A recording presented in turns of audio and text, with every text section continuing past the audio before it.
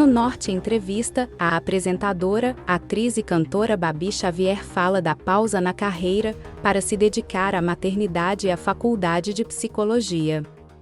Faculdade de Psicologia. Eu resolvi fazer a psicologia, porque já era um desejo antigo e meu caminho foi se mostrando para a arte, que eu amo, né, eu respiro, amo arte e sou a única da minha família que trabalha com arte, mas eu sei que a arte existe em todos nós. A gente pode fazer disso uma profissão ou um gosto, uma terapia, um segredo. Você faz da sua arte o que te traduzir, né, o que for da sua vontade. E aí eu fui conseguindo, né, tendo conquistas na arte e a psicologia foi ficando. Era um desejo ali, quando eu vou te falar, quando eu tinha uns 12 anos. Eu tinha uma vontade enorme de ter uma escuta ativa com as amigas, com os amigos, eu fazia muito isso, né. Aí eu aprendi bastante, assim, sobre, mentalidades, relacionamentos, tudo para a época, né, proporcional da época, né, gente, adolescente, né. E com a arte eu entendi que, eh, aquilo era eu, né, todos os meus trabalhos, todos os trabalhos que eu quis fazer, que eu embarquei, que eu apostei, ah, ou um ou outro na vida da gente, né, que nem todas as apostas nada é 100%, né, gente? Nem todas as apostas dão certo como a gente estava esperando, ou não são o que a gente está esperando, mas mesmo assim, eu tenho certeza que eu fiz o que eu tinha de informação na época para fazer, tinha de maturidade na época para fazer. Na época eu posso falar semana passada, eu posso falar 20 anos atrás. Então eu sou daquelas pessoas que, não odeia ver o próprio trabalho, não odeia ouvir a própria voz, sabe? Porque tem gente que fala assim: "Ai, não sei, não me gosto na tela. Ai, eu tenho nervoso de me ver na tela". Eu entendo, mas eu não tenho, porque eu tenho certeza, eu já trabalhei todo perdão, eu tenho certeza que eu fiz o melhor que eu podia, com todas as ferramentas que eu tinha na época. E quando terminou meu contrato com a Record, eu tinha feito 10 anos de trabalhos com eles, sempre muito disponível, muito parceira, a gente teve um trabalho lindo juntos, eu e a Record.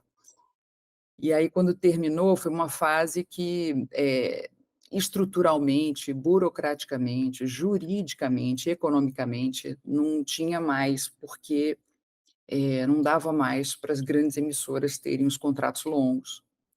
Então, todos nós que fomos fazendo 10 anos de contratos, não é um contrato de 10 anos, viu, gente, é um contrato, depois 8, aí quando somava, assim, que, né, olhava-se, puxa, deu 10 anos, produtores, diretores, atores foram, comunicados com toda a delicadeza. Eu fui, né, e dizendo que: "Olha, a gente não vai renovar o contrato, né, os trabalhos estão acontecendo de uma forma diferente, vão ser terceirizados agora, vão entrar produtoras produzindo conteúdo". 2 pessoas que faziam desde sempre, né, os seus programas de uma forma terceirizada, né, num outro estúdio, não era na emissora, e tinham seus próprios anunciantes, tinha sua própria produção e tal, e comprava o espaço e negociava o espaço, era o Maurí Júnior e a Sônia Abrão.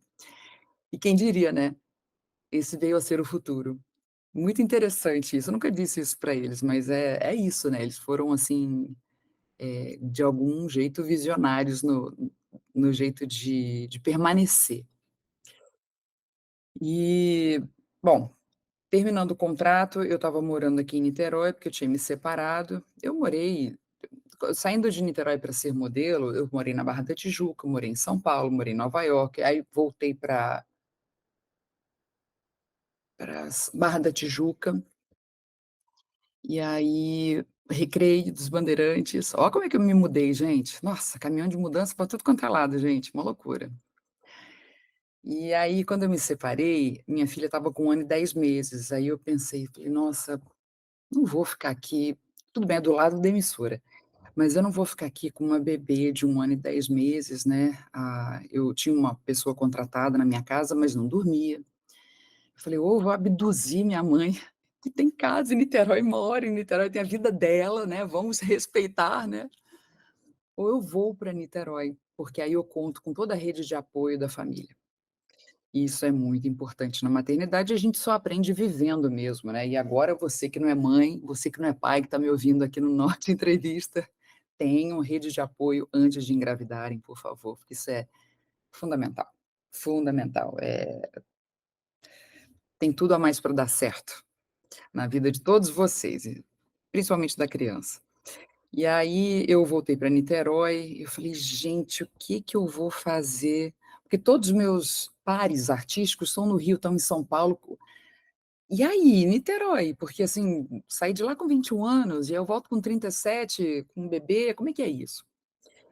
Mas olha, eh, a gente se apruma, né, a gente se apruma. Que eu ouvi de uma amiga de infância: "Babi, você sempre quis fazer psicologia, por que você não aproveita agora que você está, sabe, cuidando da Cíntia, sua mãe te dá uma super força, eh, a família paterna, materna, eles estão aqui, quer dizer, você não está sozinha, né, então, cara, dá vazão a esse sonho e tal". E essa amiga é professora, é mestra nessa faculdade, e me levou para fazer o vestibular, me mandou o link, falou: "Você se inscreve". Falei: "Mas eu não estudei nada", porque, assim, foi um convite, né, foi uma ideia, foi um rever, gente, foi uma coisa, sabe aquela amiga de infância que te lembra de uma coisa que nem você lembrava mais? Imagina quanto se passou na minha vida. E ela me levou, eu fiz as 3 horas de prova e eu passei. E aí depois eu fiquei sabendo, porque isso não é uma coisa anunciada, assim, mas eu me falaram, assim. Ela me falou, né, porque ela era professora de lá, ela soube, ela falou assim: "Liga para lá e confirma". Eu passei em 9º lugar no geral, e eles têm vários outros cursos, né, de administração, hoje tem nutrição, farmácia, eles têm pedagogia também, enfim. E passei no 2º lugar em psicologia.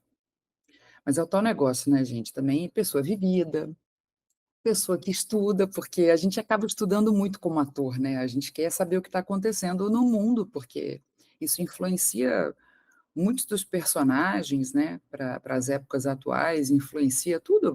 O ator, ele tem que saber a história de tudo, né, que ele conseguir armazenar na cachola, né.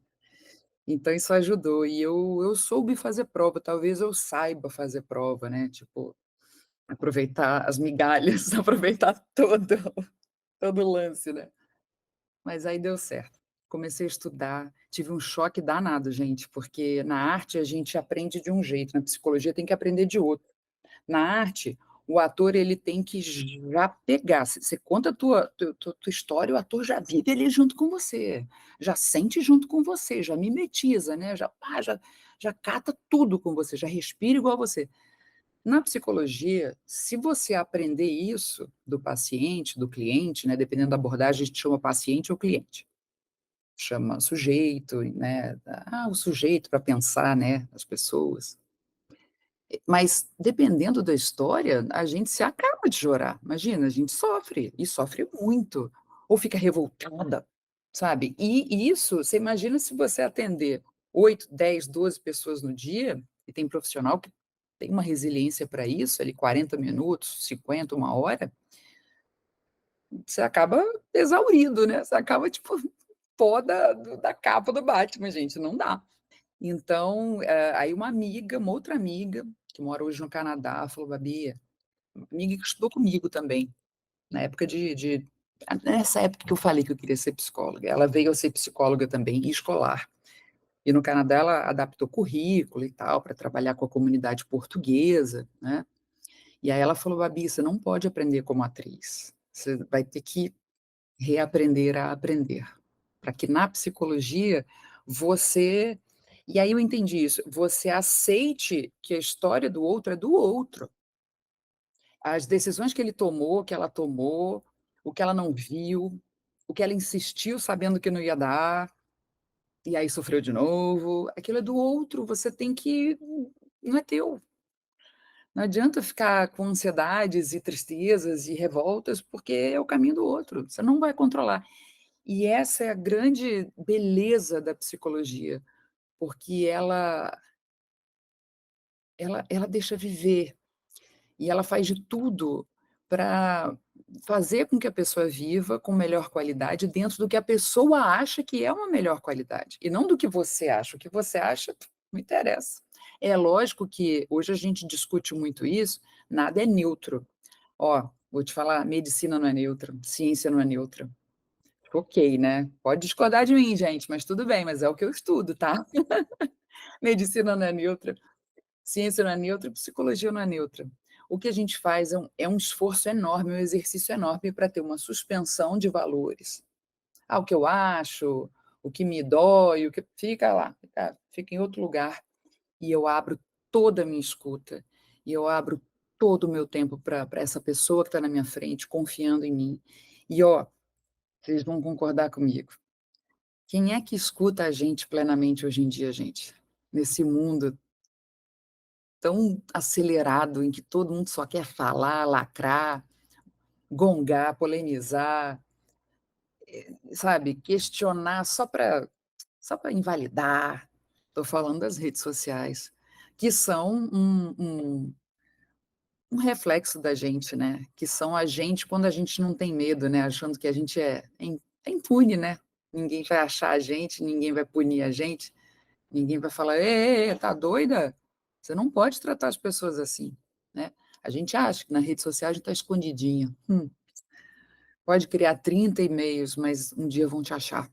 Então, trata da sua revolta com o mundo na terapia e não contra os outros. Vamos parar de questionar cada vírgula, porque eu acho que o que a gente tem que começar a questionar, vocês nem me perguntaram, mas eu estou falando. Eu acho que é a cultura, eu acho que é a construção. O que estava acontecendo antes da gente nascer. Eu, você aí também que está do lado aí, que a gente fica achando, o cérebro ele acha que o mundo só existe a partir de quando a gente nasceu. "Ah, Babi, mas eu sei que não é assim". A gente sabe racionalmente, mas o inconsciente acha que só quando ele estava vivo é que o mundo começou, porque o mundo dele começou só quando ele deu a primeira, né. Então, a gente achando que o mundo só existe da gente para frente, a gente não adivinha tudo que já inventaram, todos os esquemas, todas os jeitos de dominação, os jeitos de ser, tipo assim: "Não, deixa, tá bom assim para gente, deixa que eles que sofram, eles, elas". E aí a gente estuda isso, poderes, né. Então a psicologia também, né, é a ciência do comportamento, e esse comportamento, ele vai depender da onde a gente nasceu e quais jogos de poder a gente foi exposto, se adaptou, quais a gente sobreviveu, qua sobre os quais a gente vingou e virou adulto. E aí a gente vai começar a reproduzir isso tudo. Então você imagina eu ver isso tudo durante os 5 anos de estudos, que eu vou conseguir colocar nas minhas próximas personagens, né? Que eu vou conseguir criar? Vai ser muito bom. Mas para isso, como a vida é uma escolha, eu tive que refrear, né, tive que escolher, assim, eh, vai, um ou outro, né. Ou eu me jogo para os trabalhos, faço lá um monte de vídeos, self-tapes para os produtores, com textos para tentar, né, as novelas, os filmes, ou eu estudo e eu materno. E aí eu fiquei pensando, eu falei: "Eu vou dar meu jeito de maternar em primeiro lugar, estudar em segundo e trabalhar em terceiro, só que fazer o trabalho de um jeito que sustente a minha maternagem, que sustente". Por quê? Desde quando eu comecei a trabalhar, o custo de vida aumentou muito, né, gente? Tá tudo muito caro, né? Pois é, tá tudo muito caro. E olha, não é só aqui no Brasil não, é no mundo, porque quando a gente viaja, quem viaja para um lugar que viajou há tempos atrás vê o quanto os preços subiram. A gente tem que ter esse tipo de memória e valorizar. Então, educação financeira, rever, né, como é que a gente, consome as coisas, usa as coisas, guarda, ou joga fora, ou doa, ou recalchuta com certas coisas e bota de um outro jeito para continuar usando. Isso é muito importante, né.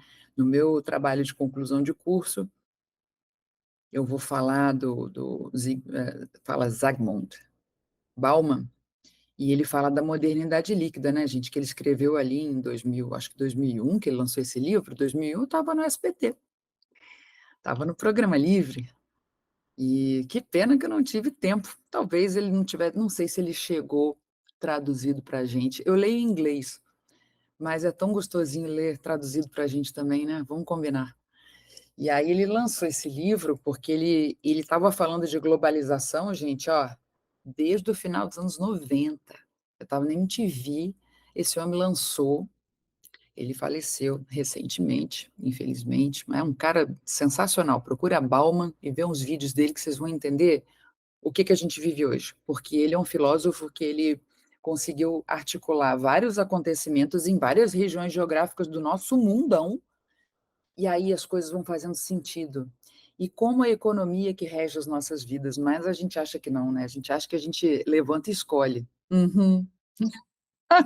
Escolhe nada, escolhe nada, a gente é impelido a escolher. Até os nossos pares amorosos, mas isso fica para depois. Desejo de atuar como psicóloga. Isso é uma grande questão para mim. Então, isso é uma excelente pergunta, viu? Porque quando a gente se forma, a gente quer o trabalho, né? Quando eu comecei a ser modelo e observei que, eu queria fazer comerciais com fala, que eu queria fazer novela, que eu queria participar do movimento do cinema brasileiro. E aí eu fui estudar também, né. Eu não fiz a faculdade de artes cênicas, porque a formação, ela te toma um tempo que não dá para você, é a minha humilde visão, não dá para você fazer os 2. Não dá para você pegar uma novela, que você não tem hora mais para nada, e achar que você vai conseguir fazer uma prova final de semestre numa faculdade de artes cênicas. Assim, não dá, né. Na época, o máximo que eu estava fazendo de estudo e trabalho ao mesmo tempo, foi quando eu fiz Por Amor, que eu fazia a oficina de atores da Globo, e foi uma coincidência, eu estava fazendo a oficina, quando eu fui aprovada para fazer Por Amor, e eu conversei com eles, todo mundo se falava na oficina da Globo, novela da Globo. Então eles disseram: "Bom, quando tiver oficina você vai e depois vai gravar, ou ao contrário, né, vai gravar e depois vai, mas assim, se tiver cena, você falta à oficina". Claro que eu não terminei a oficina, né, gente, porque novela espera-se muita, normal. Você fica muito tempo, né, esperando para gravar ali, revendo seu texto, conversando com os colegas, aí sai um, sai outro, entra um, vai é um assim, novela é isso, né. Aliás, os atores, mais antigos, né, as nossas referências, né, falam, né: "Puxa, se a gente ganhasse pelo tempo de espera, seria muito bom", né.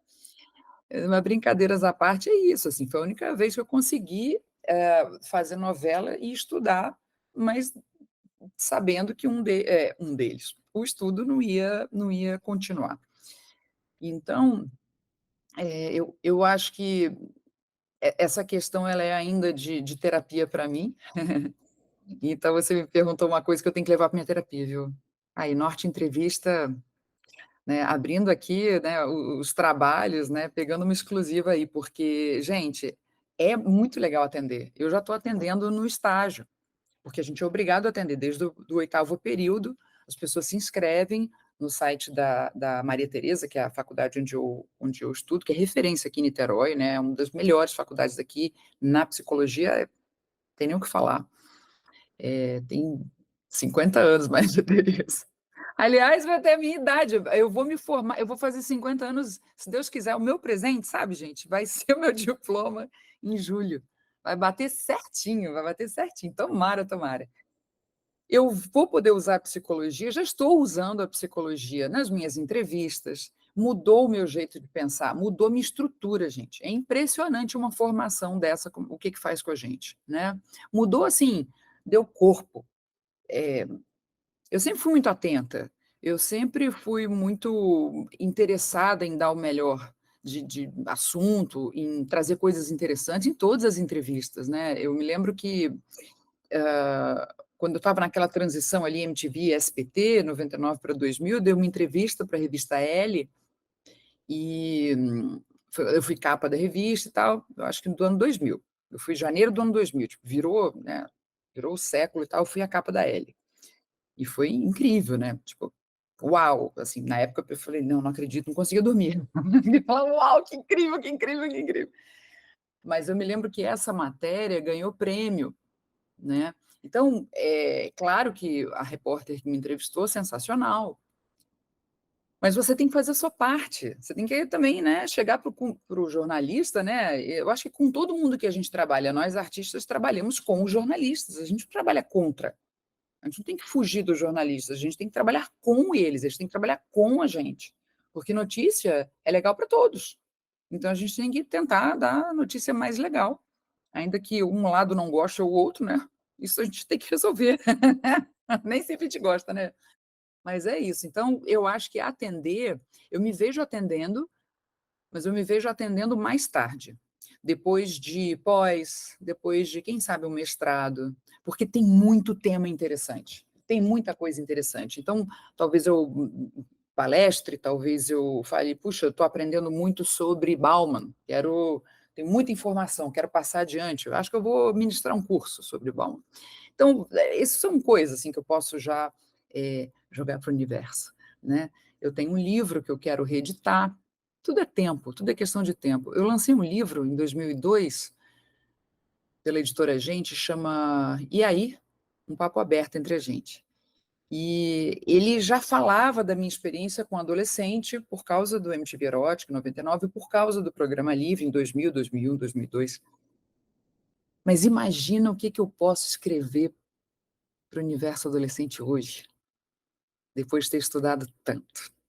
E o quão rico é o universo adolescente hoje, nesse mundo de enxurrada de informação, em que a gente consegue entender um pouco do que está acontecendo com o adolescente lá do outro lado do mundo, comparar, ter exemplos, exemplos bons e exemplos não bons, né, para seguir e para não seguir, né, gente, porque exemplo é isso, né, é para ensinar: "Ó, isso aqui, isso aqui, uhul", né, então, mas imagina, né. Então eu tenho esse livro e convidei uma professora amiga, tem 2 professoras que eu quero que 3 professoras que eu quero 4 professoras, olha, estou lembrando os nomes aqui, que eu quero que entrem colaborando no livro, porque eu quero que a psicologia permeie esse livro todo. Aliás, olha que coisa, todo livro, quando ele é lançado, independente de você de ser um escritor de primeira viagem, ele vai ser colocado num segmento.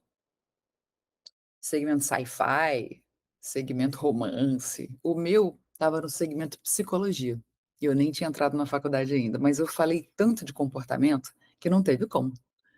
E aí foi bem interessante. Então tem todos esses essas possibilidades, assim, sabe. E lógico, né, voltar a apresentar, voltar a apresentar. Hoje em dia a gente tem a liberdade, né, de ter um formato nosso, né, de buscar as pessoas e buscar anunciante, buscar, enfim. Eu acho que eu vou ter tempo para isso, porque a Cíntia está crescendo e uma coisa eu não fiz, eu não terceirizei a maternidade, porque e eu só tive uma, não como exemplo para todo mundo, mas mas como vida real, é a minha vida. E eu vi que se eu tivesse 2, 3, que seria muito lindo, mas eu não sou 2, 3, não ia dar tempo e eu ia ter que rever tanta coisa, e eu já revi tanta coisa depois que eu fui mãe. Gente, não é sobre a gente, é muito louco. Não é sobre a gente. Seus horários, o que você gosta de fazer, aham, anota para não esquecer, porque você só vai olhar 18 anos depois. É um pouco isso, viu, gente, é um pouco isso. História com realities shows. Olha, o reality show, quando ele se torna um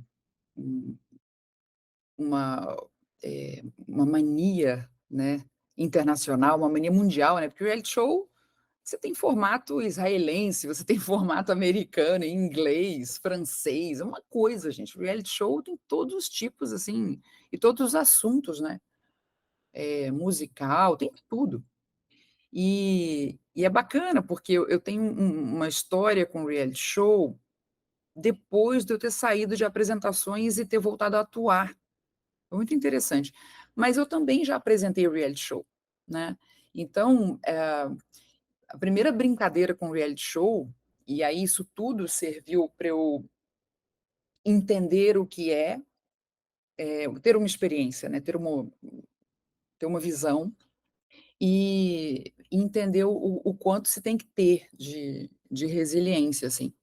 Porque a primeira foi uma brincadeira, tinha um elenco enorme, gente sobrando, e Silvio Santos dizendo: "Todo mundo aqui vai participar da Casa dos Artistas", e eu lá, imagina, com um monte de programa livre para gravar, nunca ia conseguir estar lá, né, mas eu entrei como se fosse uma possibilidade, a auditória adivinhava e tal, aí eu e outras pessoas falavam: "Não, a gente não vai, mas a gente espera boa sorte e tal". E aí foi, eu me lembro que foi assim, foi um dos primeiros que bombou, né, Casa dos Artistas, SBT saiu lá na frente, gente, foi uma loucura, assim, foi uma aliás, o SBT, eu não sei se Casa dos Artistas foi lançado no mesmo ano que o BBB, na Globo, ou se foi um pouquinho depois, eu sei que bombou, era um negócio, assim, que as pessoas amavam.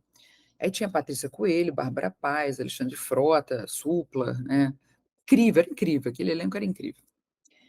E as coisas que o Silvio Santos e equipe criavam, né. Eu não sei de onde é esse formato, não lembro, na época eu sabia, agora eu não lembro mais, gente, já passou muito tempo, mas foi um boom, assim, foi uma mania nacional.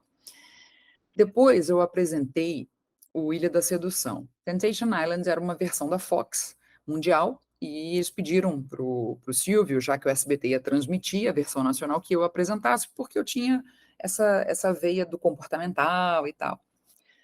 Foi sempre apresentado por homens, eu fui a primeira mulher a apresentar no mundo. Foi muito legal, foi uma experiência muito incrível. Mas, assim, a gente sofre com os participantes, a gente enfim, foi uma loucura. E como as coisas não são tão neutras, né, depois eu até namorei um participante, mas depois, quando acabou. Eu sou dessas, é depois. Não, durante, né, gente, durante não dá. Aliás, durante nem dava, porque durante a gente não convivia, né. Eu ficava muito apartada deles, para não, influenciar em nada. Isso no Ilha da Sedução, foi gravado na República Dominicana, lá na Península de Samaná e tal. Depois, aí eu quando eu saio do SBT, aí eu venho pra Globo, aí eu faço Bang Bang, aí eu faço Dança com os Famosos, vou pra Record, e aí, em determinado momento ali desses 10 anos de trabalhos entre minissérie, novela e programas, eu participo da Fazenda, da primeira edição. Me chamou a atenção, porque era um formato, eu sabia que reality show interessava todo mundo, e eu estava interessada em voltar para a apresentação. Não deixar a dramaturgia, eu sempre, fui interessada em ter um contrato como eu tive com a SBT, que era um contrato completo, em que eu podia fazer o que fosse para a emissora, eu podia transmitir um carnaval, poderia ser correspondente em algum lugar, falado em inglês, eu poderia apresentar um telejornal durante o dia, eu poderia fazer uma novela, série, filme, alguma coisa assim, dublar e tal, e apresentar o programa, porque a minha formação, todos os cursos que eu fiz, todo o meu interesse é de fazer todas essas coisas, né. Hoje em dia, gente, num LinkedIn, no Instagram, a gente vê de uma pessoa ter o nome da pessoa, ou a pessoa já é o nome da empresa dela, e tem, assim, 3, 4, 5 atividades, né, que a pessoa faz, gosta, a pessoa todo mundo é multifacetado e multi tudo. Na época, eu já fazia essas coisas, mas isso não era bem visto não, sabe, gente. Nossa, as pessoas não entendiam. "Mas você quer o quê? Mas você quer jogar nas 11?" Eu falava: "Gente, o que que é jogar nas 11? Que coisa louca é essa?" Aí que eu aprendi o que que é jogar nas 11, né.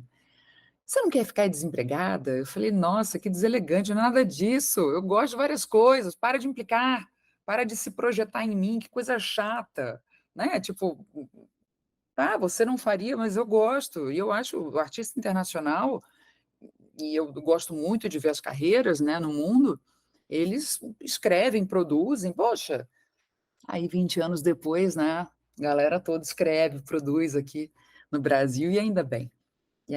Eu só tomei as pancadinhas do início, eu e algumas outras pessoas, né. Então, o reality show, quando eu sou chamada pra fazenda, eu fico muito animada, eu também sou chamada pra uma novela, e aí eu não faço a novela e faço o reality show. E aí eu fico 15 dias. Eu não tinha pay-per-view na época, ou no primeiro não tinha. E aí eu entendo o que está acontecendo, eu entendo a movimentação, eu entendo que eu nunca tinha visto um Big Brother, é. E aí eu me lasquei, porque eu entendi que eu não me acho muito um objeto de observação nesse sentido. E aí você pode me contradizer e dizer que todo mundo é. Talvez. Talvez, mas eu prefiro estar apresentando, estar entrevistando, pegar na saída e aí como é que foi? Acolher esse participante, mostrar o que está acontecendo com ele. Eu prefiro isso, eu acho que eu transmito uma mensagem muito legal vinda do outro e eu veículo, isso é um prazer enorme para mim. Talvez fosse muito difícil, por exemplo, entrar no BBB, sabe? Porque a Fazenda já me mostrou que é muito difícil, assim, é muito. A produção que está ali é muito diferente da produção que te convida. A produção que te convida é fofa e tal, a produção que está ali quer mais é ver o circo pegar fogo. E eu sofro, eu não quero que brigue, eu não quero. E aí eu fico, nossa, a gente se altera e a gente não se altera do que a gente estava escondendo. A gente tem que improvisar. A gente descobre que, sob pressão, a gente vai fazer coisas que a gente olharia de novo e falava assim: "Mas nada a ver fazer isso". E isso não desdiz nada. Isso só mostra que a vida não é aquela coisinha, sabe, tem branco, tem preto, tem dia, tem noite, não tem isso não, tem um monte de cinza no meio entre o branco e o preto, que dependendo do que apertar em seus calos, é como você vai estar. Se você tiver almoçado, se você não tiver tomado banho, se você tiver dormido bem, se alguém tiver falado alguma coisa que te deu aquele: "Opa, mexeu aqui numa dor minha aqui que nem eu sabia que tinha". Isso acontece. E uma produção com uma boa psicóloga para entrevistar os participantes, vai saber exatamente os botões a apertar, gente. E aí, assim, eu gostaria que o reality show, todos, fosse uma mistura de habilidades e a convivência, se vier treta, veio, pela competitividade e tal. Mas às vezes fica só treta. E aí aquilo me faz sofrer muito, eu sofro pelos participantes quando eu estou assistindo. Então, essa é a minha referência, né? Eu achei que a cúpula, na época da Record, ia me ver e dizer assim: "Nossa, ela trabalha com a gente, né? Ah, mas só na dramaturgia? Não, mas ela é apresentadora. Não, vamos falar com ela sobre algum projeto, vamos pensar alguma coisa". Pensei que, né, porque São Paulo e Rio são bem distantes, assim, né, do que fazem, né? Então eu falei: "Bom, eu vou participar de uma produção que não seja dramatúrgica para poder também fazer". Então, eventualmente, vou fazer um programa bacana, eventualmente vou participar de uma dramaturgia bacana e eu posso fazer os 2, não tem problema. Não posso fazer até pelo mesmo valor, o que interessa é eu estar trabalhando nessas coisas que eu amo. Então eu tenho uma visão do que é o trabalho artístico que talvez seja um pouco diferente, né, não sei. Mas eu gosto muito de variar nesse sentido, porque eu gosto de dar mensagens diferentes em momentos diferentes, né. Então eu gosto do caminho que eu fiz.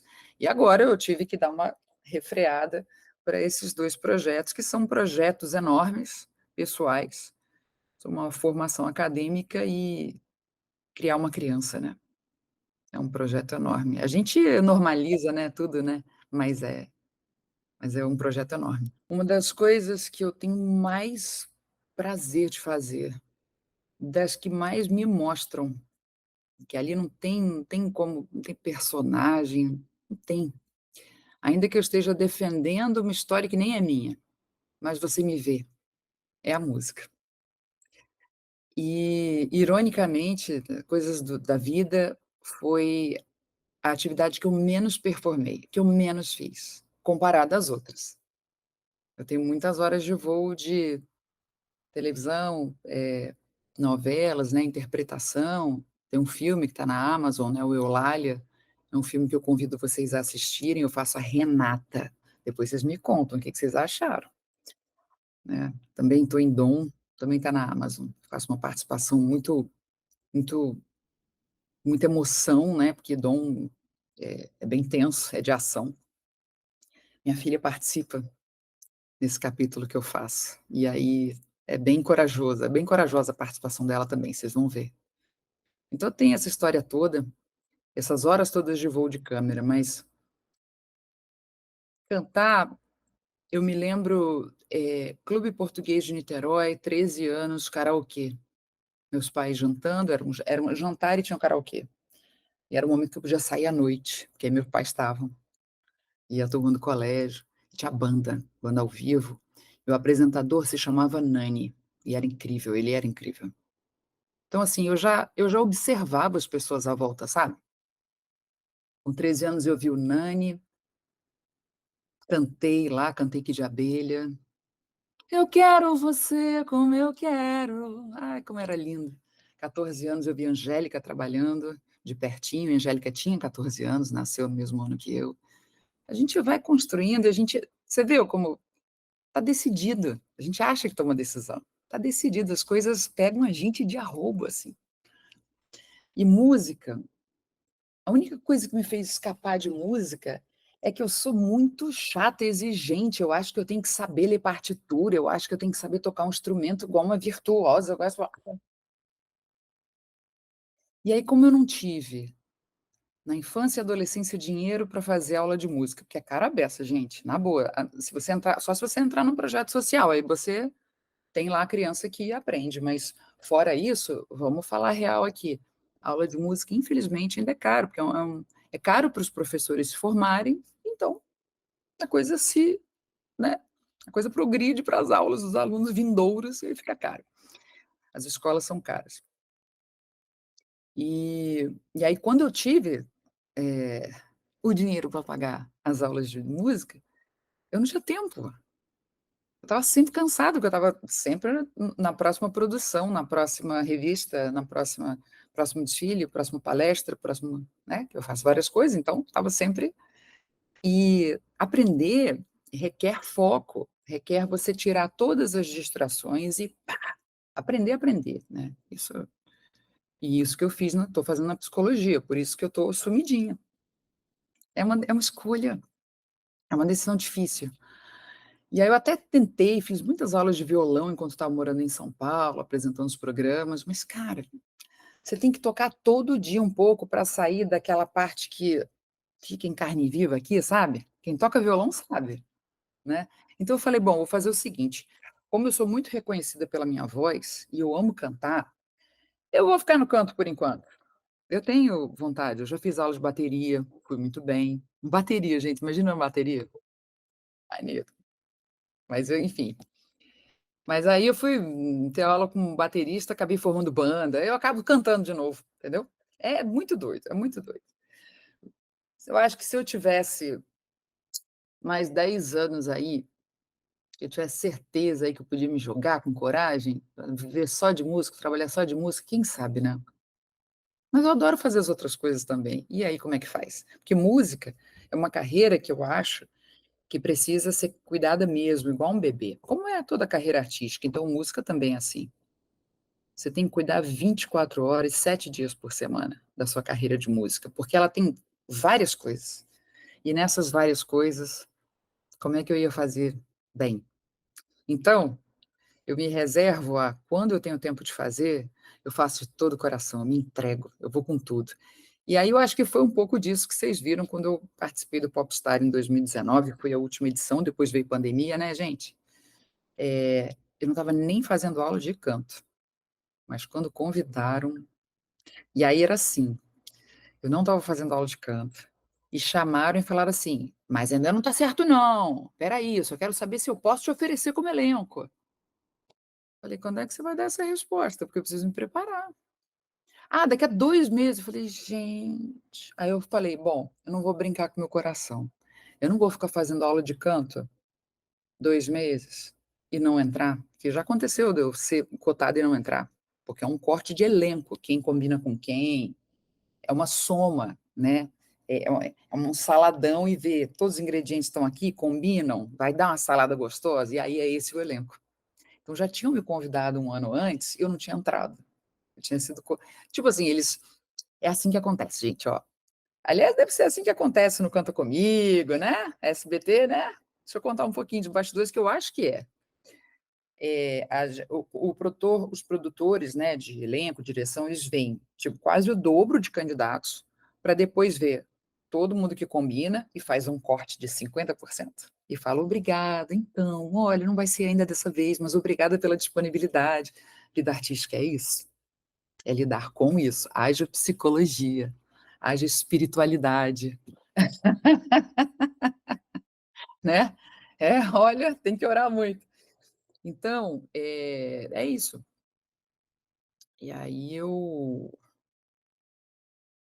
quando eu quando eu vejo, quando eu estou cantando, eu tô numa exposição danada. É como se eu tivesse, assim, minha alma tá sem roupa, sabe. É isso. Então foi o que eu menos fiz.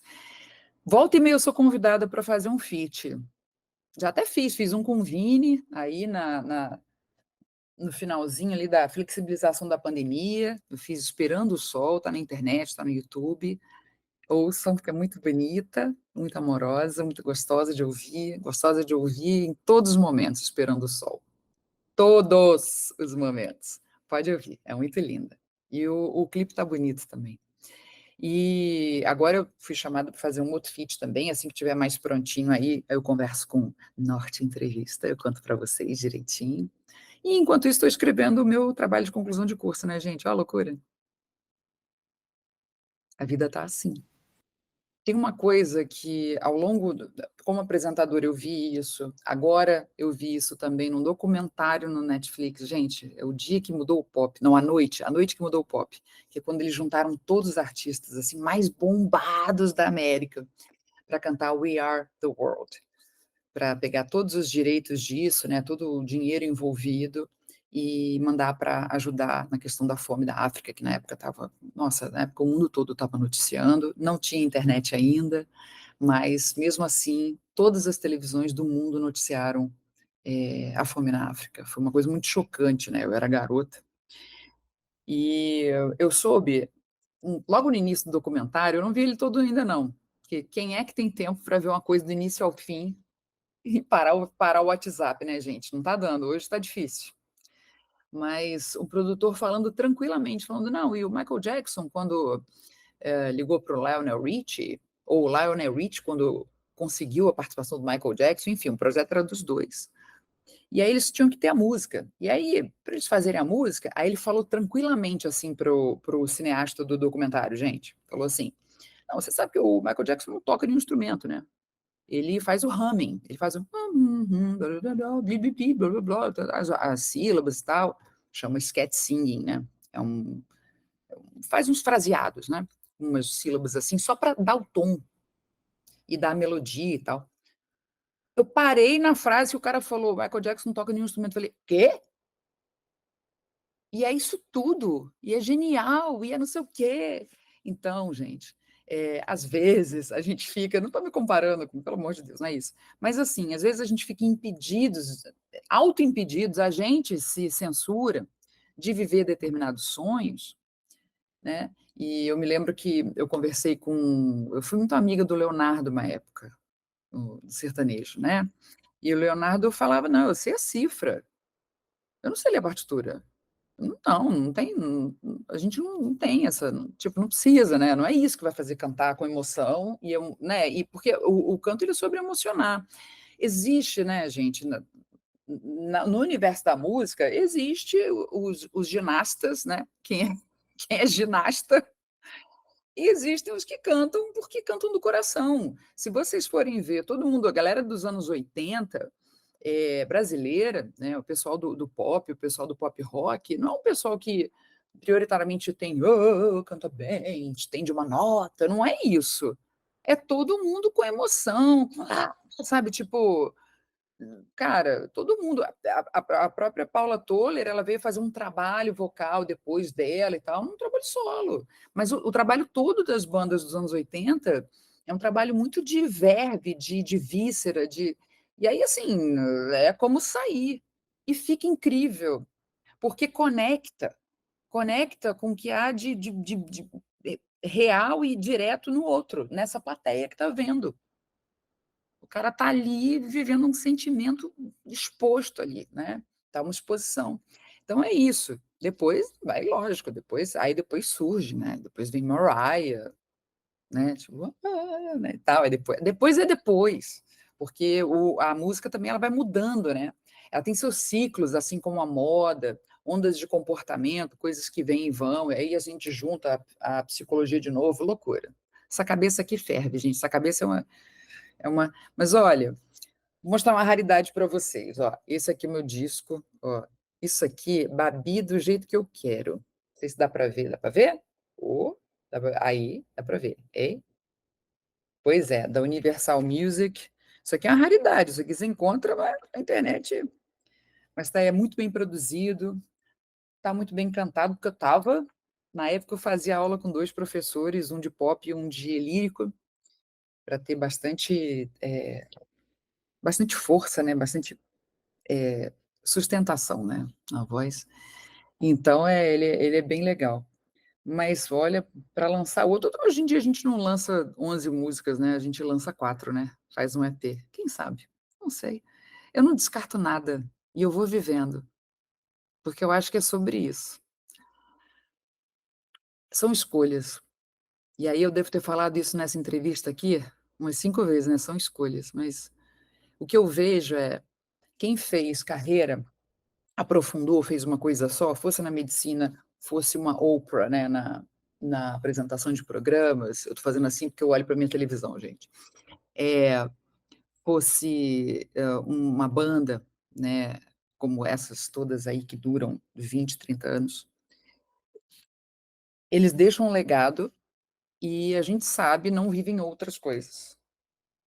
De repente, né, a pessoa está em turnê, os filhos, né, não dá para ver tanto e tal. Então, assim, as pessoas têm na vida escolhas difíceis, né, quando a coisa é seguir atrás de um sonho, e um sonho como esse, né, a profissão, as paixões que a gente tem e as coisas da vida, a família, os amigos e tal. O que eu procurei fazer, diante das coisas que eu vi de bastidores, eu vi que eu era muito sensível, muito boba, muito ingênua para bastidores, né, era muito garota de Niterói, criada de uma forma mais ingênua, né. Eu vi que eu precisava aprender mais, assim, sobre comportamento para poder me posicionar um pouco melhor e não deixar dúvidas. Isso levou tempo, isso leva tempo. Hoje é mais tranquilo, hoje eu vou ouvir determinadas sandices nos bastidores da vida, não só da arte, tá, porque no meio corporativo, quem trabalha em empresa todo dia vai concordar comigo, tem muita sandice também, né, gente? Tem muito absurdo, porque o ser humano carrega isso nele e leva para o trabalho. "Ah, tá, vai resolver lá no trabalho, suas maluquices?" Vai não, só vai espalhar, mas não vai resolver. Tem que resolver na terapia, tem que resolver também, não substituindo, mas também na espiritualidade, que todo mundo tem. A espiritualidade é uma dimensão humana, né. Nós temos dimensões humanas na gente, e a espiritualidade é uma delas, não adianta negar, todo mundo tem uma. Então a gente tem que trabalhar para ela não ficar atrofiada. Então ora que melhora. Isso aí é uma rima que dá muito certo. Então vamos torcer para ver o que vão ser os meus próximos passos. Provavelmente eu vou trabalhar na arte e arrumar, meu tempo, gerir meu tempo para fazer pós-graduações e fazer cursos que das coisas que mais me implicam, que são mais caras para mim, são mais queridas para mim, assim, de um jeito que quando eu sentar num consultório para atender, lá na frente na minha vida, eu vou ter muito a oferecer para quem vier para o meu divã. Eu quero ter mais para oferecer. Como como se viu aqui, né, eu sou exigente com os estudos, né. Ai, coitada da minha filha.